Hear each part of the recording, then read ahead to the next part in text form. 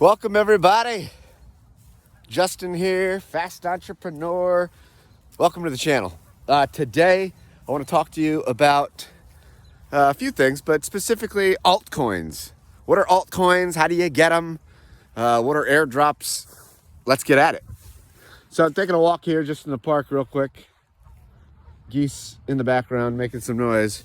So what are altcoins? Technically altcoins are anything other than Bitcoin. So Ethereum is considered an altcoin, and all the thousands and thousands of other altcoins that are there. If you want to check them out, you can go to coinmarketcap.com. You can see all the, well, not all, but most of the altcoins are listed there, and you can do your own research, and you can click on the tabs. You can find out, markets, where you can buy them, etc., where you can store them. And most of the altcoins currently are probably ERC20 tokens, meaning they run on the Ethereum blockchain. So you can run it, you can keep them, in an Ethereum wallet, something like MetaMask. If you do branch out and you have other altcoins, because there are other, ecosystems, Binance Smart Chain, Tron, and the like. But anyways, let's get into it. So altcoins, what are they? Why are they important? Well, if you look at the last several bull cycles of Bitcoin after the halving, goes up, goes down. Every 4 years we've seen this. Obviously, who knows if this is going to play out again this time. But in the previous cycle, Bitcoin peaked, and then altcoins absolutely went on a tear for the next 3 to 4 weeks. And again, then they peaked and, came down along with Bitcoin and sat in a bear market. Now, the gains in altcoins could be tremendous. The gains in some of these altcoins, depending on your entry, meaning, the earlier and the lower entry points that you get in, we're talking 10x, 20x, 50x, 100x. Some people probably even had, 1000x returns from a single altcoin. And so how do you know when this is going to happen? Well, there's a few indicators, but one, you can kind of look at the altcoin versus Bitcoin, where are we in the cycle? And you can kind of know that based on the Bitcoin dominance. So you can, look up Bitcoin dominance. You can Google that and find out more about it. But, as Bitcoin dominance falls, the theory is that the liquidity, meaning the money that was poured into Bitcoin, then trickles down into the altcoins and eventually into the smaller and smaller mid-cap and low-cap coins. And it doesn't take much to move a small cap coin, many multiples, hundreds of percents in some of these cases. Whereas compared to something like Bitcoin, at the time I'm shooting this, Bitcoin's around, say, 55, 60,000, it would take Bitcoin's price to rise another 55,000, 60,000, just to double in price and double your money. So altcoins certainly have potential. But they're very risky, because there's no tried and true, what's going up, what's going down. And, again, this whole industry is very speculative and very risky. It's not like there's massive profits being generated. These are basically ideas. 2017, it was, could you write a white paper? Now I think, people are starting to look at, maybe hopefully a little bit more than the white paper. What are the products that they actually produce?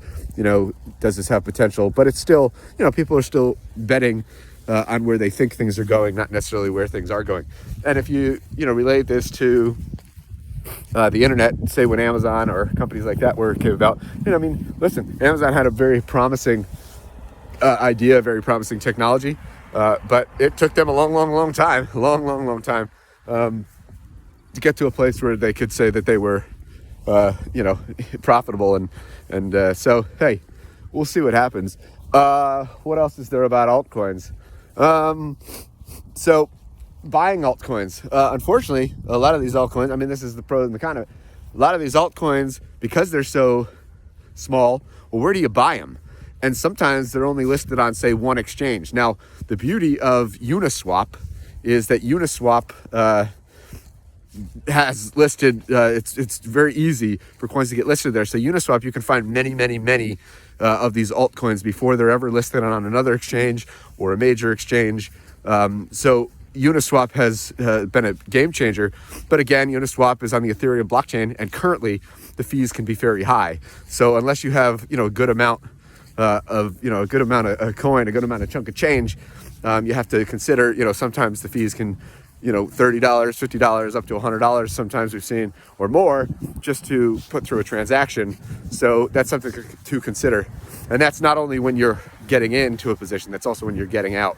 So hopefully that will change when Ethereum puts in their, their upgrade to ETH 2.0. Hopefully we'll know more by the midsummer here. But anyways, now Uniswap's not the only decentralized exchange out there. You could find a lot of these coins on. 1inch is another one. And there's also, multiple chains. And I just briefly talked about Binance Smart Chain. Binance Smart Chain is new, recently launched, but Binance Smart Chain, these are not ERC20 tokens. They're BEP20 tokens, but they may have other tokens, but that's from what I see currently. And but the fees are much lower. So you're talking maybe 50 cents or $1 compared to Ethereum's fees. So you might be able to get exposure to some of these altcoins and the prices for much cheaper by looking to see if there's some sort of way to get them through an alternate chain like Binance Smart Chain rather than going through Ethereum and Uniswap and etc. 1inch actually you can access both. 1inch has kind of a bridge, if you will, between, they have an Ethereum side, they have a Binance Smart Chain side. And that brings me to 1inch. I've talked about this before.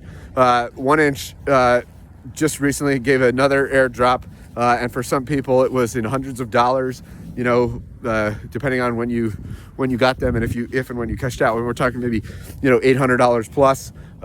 And what is an airdrop? They're basically free tokens, and people might ask, well, why free tokens? Where do they come from? Well, I mean, these are tokens that are either probably from the developers, and they have set aside.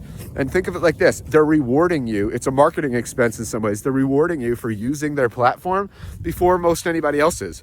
They're saying thank you, and they're saying thank you by putting their money where the mouth is and giving you tokens, and it's a strategic competitive play, because take 1inch, right? I mean, you don't think that 1inch wants to take some of the volume away from the big dog Uniswap, that they don't want to take some of that liquidity and pull that away towards their own exchange? Of course, why not?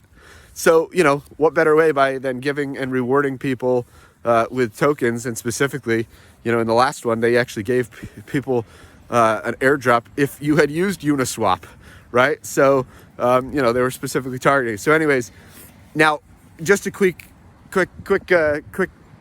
little thing on that, and then I'm going to end this video. But how do you know when these airdrops come? Well, sometimes you just don't, right? Sometimes you do. You have an idea when an airdrop is coming, and they'll announce it, and you hold the coin in your wallet, and okay, great.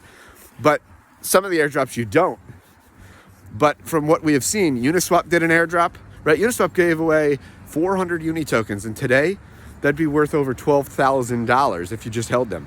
And that's just for free. That's literally if you just use their platform. And that's probably per address. So if you're familiar with this, you could have multiple wallet addresses. So maybe you can claim multiple times. I mean, now, what if you're thinking, well, hey, maybe I want to give this a shot?